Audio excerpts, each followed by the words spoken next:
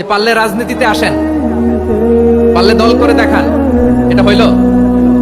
আমি কি এরকম কোনো কথা বলেছি? না।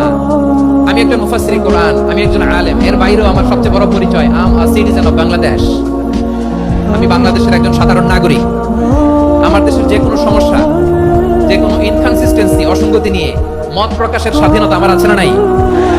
আপনারাই তো বাক স্বাধীনতার কথা বলেন, ফ্রিডম অফ স্পিচের কথা বলেন, বাক স্বাধীনতার কথা বলেন। আপনারাই যদি আবার কোন মন্তব্যের কারণে বলেন যে রাজনীতির মাঠে আসেন, দল করেন, দেখি কতটুকু পারেন, এটা ঠিক হবে না। তাই প্রিয় ভাইয়ের, আসুন আমরা দল মত নির্বিশেষে কাঁধে কাঁধ মিলিয়ে সোনার বাংলাদেশ গড়ি, দুর্নীতি মুক্ত বাংলাদেশ গড়ি।